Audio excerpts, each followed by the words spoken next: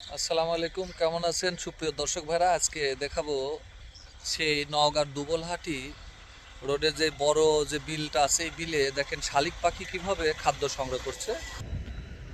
লক্ষ্য করে দেখেন একটা শালিক পাখি কাদার মধ্যে নেমে আছে। সে হাঁটি হাঁটি পা পা করে হাঁটতেছে খাদ্য অন্বেষণের জন্য, রিজেক খুঁজতেছে।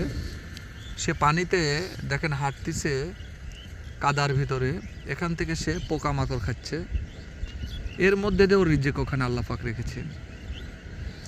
আল্লাহর কাছে লাখো লাখো কোটি শুক্রিয়া যে রিজেকের ফয়সালা আল্লাহ পাক করেন। যত সৃষ্টি যা কিছু আছে সব কিছুরই।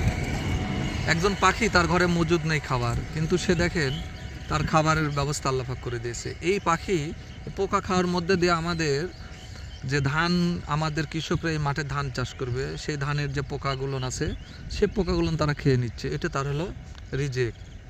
তাহলে সে পোকা খেয়ে তার জীবিকা নির্বাহ করছে, আর এই পোকা দমন হয়ে যাচ্ছে, প্রকৃতির ভারসাম্য রক্ষা করছে। এই জন্যে পাখি মারা নিষেধ, পাখি মারা যাবে না। পাখি আমাদের বন্ধু হিসেবে আছে, তারা আমাদের যে পরিবেশের ভারসাম্য রক্ষা করছে। আমাদের পাখি মাধ্যমে আমাদের যে পোকামাকড় আছে, পোকামাকড় নিধন হয়ে যাচ্ছে। যে ক্ষতিকারক যে পোকাগুলো আমাদের ধানকে অনিষ্ট করে, ক্ষতি করে, যার কারণে আমাদেরকে প্রচুর পেস্টিসাইড ব্যবহার করতে হয় পোকার হাত থেকে ফসলকে সুরক্ষা করার জন্যে। আমরা দেখতে পাচ্ছি যে এই পাখিটি কি সুন্দর করে তার খাবার সংগ্রহ করছে। কি নিদারুণ দৃশ্য! আল্লাহু আকবার, আল্লাহু আকবার, আল্লাহু আকবার। দেখেন কিভাবে সে খাচ্ছে এখানে। এরপরে দেখাবো আপনাদেরকে, দেখি একটা বক আছে এখানে, বকটা দেখাবো। লক্ষ্য করুন, একটা বক দাঁড়িয়ে আছে একটা মাছ ধরার অপেক্ষায়। সে কি চুপ করে দাঁড়িয়ে আছে, মনে হচ্ছে যেন সে এই যে একটা ঠোক দিয়ে দিল একটা মাছ ধরার জন্য, তার রিজেক অনুসন্ধান করতেছে। তাহলে এতে করে বোঝা যায় এই পাখির কাছ থেকে আমাদের শিক্ষা নিতে হবে যে রিজেক অনুসন্ধানের জন্য রিজেক আপনার বাড়িতে আসবে না।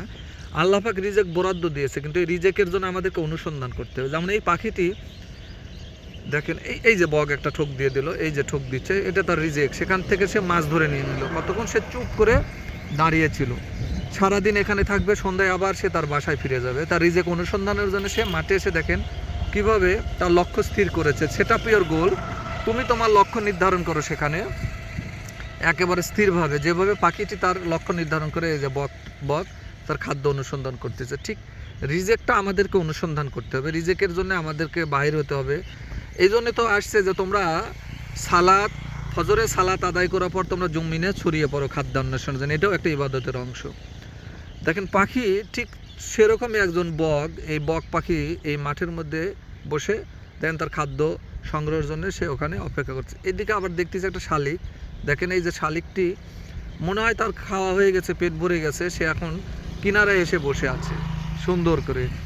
আর বক ইতিমধ্যেই কিন্তু বেশ সে পানির মধ্যে দাঁড়িয়ে আছে। তাহলে এখান থেকে আমরা যে শিক্ষা নিতে পারি যে আমাদেরকে খাদ্য অন্বেষণের জন্য প্রতিনিয়ত আমাদেরকে চেষ্টা করে যেতে হবে, তবে আমাদের এই খাদ্যটা আমাদের কাছে আল্লাহ সেই রিজেকের ফয়সালাটা দেবে, নতুবা কিন্তু হবে না কম।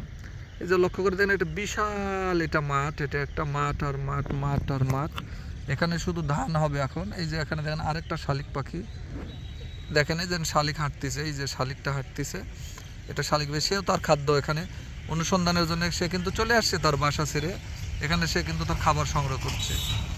তাহলে আমরা এখান থেকে যে শিক্ষণীয় বিষয়, যে আমরা যদি আমাদের খাদ্য অন্বেষণের জন্য আমাদেরকে মাঠে বাইর হতে হবে, না হলে আমরা কিন্তু খাদ্য খুঁজে পাবো না। বাড়িতে বসে থাকলে আমাদের খাবার আসবে না। তাহলে সর্বশেষ আমাদের এটাই, এই প্রতিবেদন থেকে এই শিক্ষাটাই নিলাম যে আমাদেরকে খাদ্য অন্বেষণের জন্য অবশ্যই আমাদেরকে বাইরে যেতে হবে, আমাদেরকে কায়িক শ্রম দিতে হবে, সময় করতে হবে, আমাদেরকে অনুসন্ধান করতে হবে আল্লাহর উপর ভরসা রেখে। সবার সুস্বাস্থ্য দীর্ঘ কামনা করে আল্লাহ হাফেজ।